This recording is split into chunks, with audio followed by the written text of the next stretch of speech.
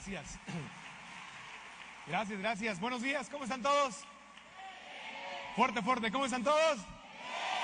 Ok, un aplauso a todos los que llegaron temprano, que madrugaron para estar aquí a tiempo. Un aplauso a todos, muy bien.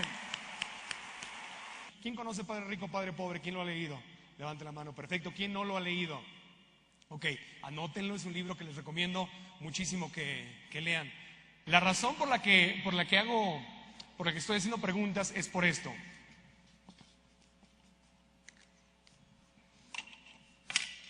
Wow, wow, así lo hago siempre.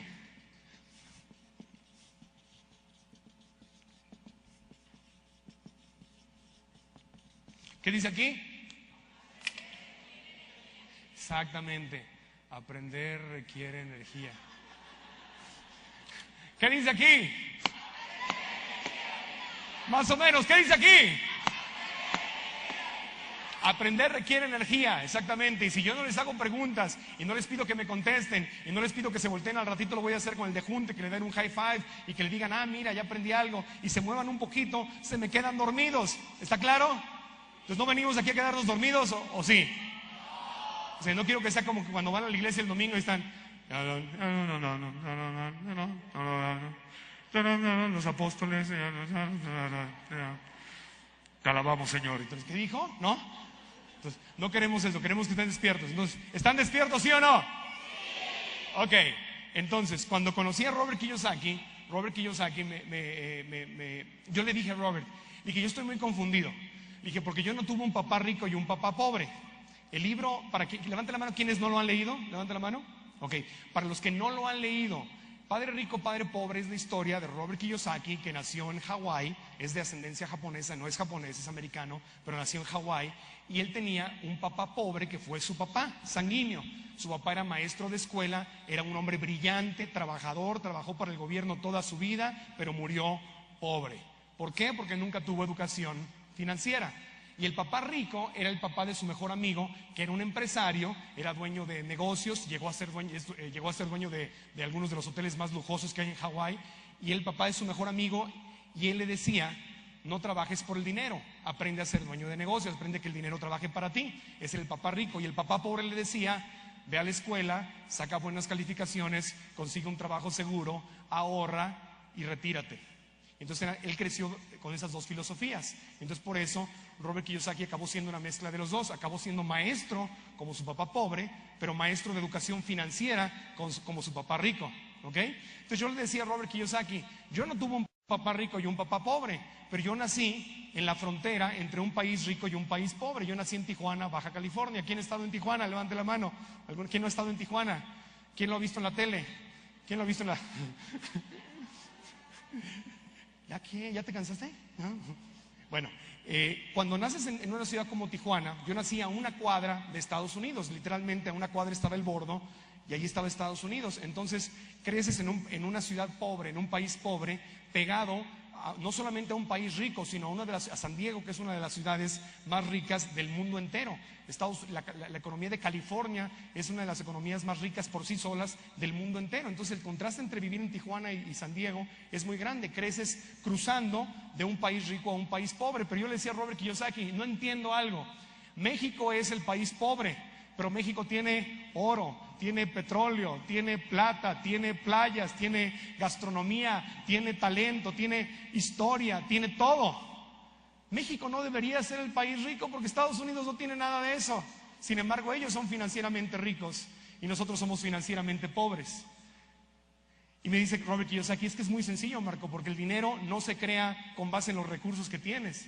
El dinero se crea en la mente. El problema está en lo que tienes entre tu oreja izquierda y tu oreja derecha. ¿En dónde está el problema? Entre la oreja izquierda, háganlo todos, díganlo. Entre mi oreja izquierda y mi oreja derecha. Exactamente. Y me dijo, porque cada persona, cada ser humano tiene una forma de pensar diferente, tiene un contexto diferente. ¿Tiene un qué? Un contexto diferente. Entonces, si yo tengo, por ejemplo, un vaso y el vaso está lleno de agua, obviamente el agua es el contenido. ¿Qué es el agua? El contenido. ¿Y el contexto entonces cuál será? El vaso. Exactamente, el vaso es el contexto. Repitan esa palabra, ¿es el qué? El contexto. Y el contexto no es otra cosa más que tu forma de... ¿Tu forma de qué? Los necesito despiertos, si no me ayudan no, se van a dormir. ¿Tu forma de qué?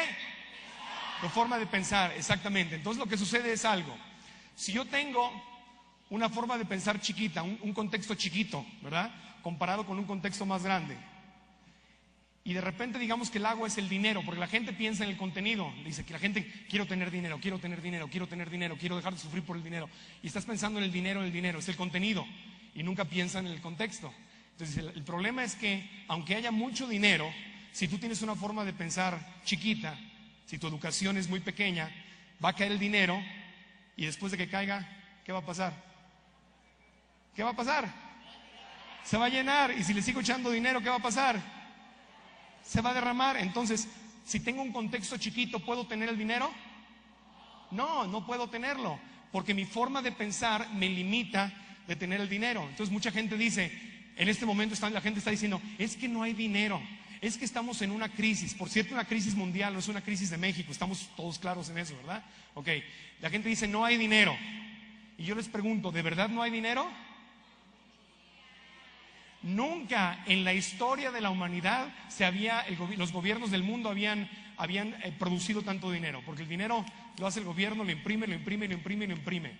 El gobierno de Estados Unidos nunca había impreso tantos billetes. Hay mucho dinero. Que tú no tengas el dinero es otro problema, ¿no? Portate con el de junto y dile, ese es mi problema. Dile al de junto que no conozca, dile, ese es mi problema, ¿okay? Pero entonces Robert Kiyosaki me dijo, yo te puedo enseñar a predecir el futuro financiero de los demás con tan solo hacerles algunas preguntas. Porque tú puedes, así se llama la conferencia. ¿Cómo se llama esta conferencia? ¿Se acuerdan qué decía la conferencia? ¿Cómo predecir tu futuro financiero? ¿Verdad? Entonces levante la mano, ¿a cuántos de ustedes les gustaría aprender a predecir su futuro financiero? Ok, perfecto. ¿A cuántos les gustaría poder predecir también el futuro financiero de los demás? Ser como el Walter Mercado de las finanzas. Entonces lo vamos a aprender a predecir. Miren, es muy sencillo. El contexto, vamos a hablar de esta palabra mucho. ¿Cómo se llama? ¿Otra vez? Contexto. El contexto de la gente pobre, de la clase media y de los ricos es totalmente diferente. Y hoy vamos a aprender a ver eso. Ahora les quiero decir algo, ni se enojen ni se asusten, porque la forma de pensar que tenemos, ¿la creamos nosotros o quién la creó?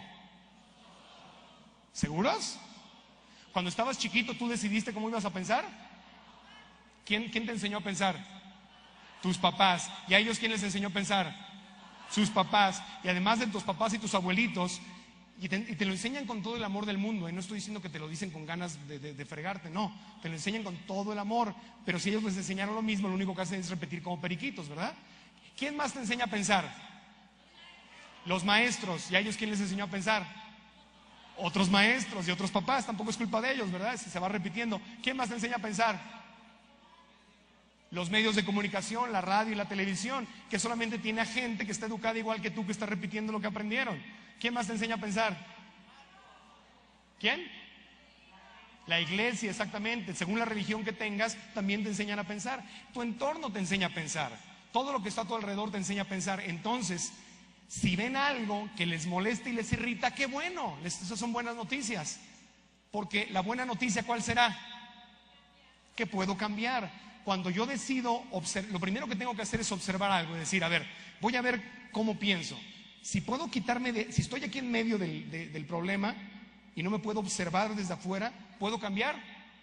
No, lo primero que tengo que hacer es dar un paso hacia afuera y observarme. Y una vez que me observo, digo, mira, qué interesante, así me enseñaron a pensar, ahora yo voy a decidir pensar de otra manera. Y yo puedo cambiar mi forma de pensar y ahí es cuando va a cambiar tu vida. Entonces, pues si ven algo aquí que les irrita, no se preocupen, no se enojen, o si se enojan digan, ok, está bien, simplemente voy a cambiar. Porque los pobres tienen una forma muy específica de pensar. Vamos a conocer cómo piensan los pobres. ¿Están listos?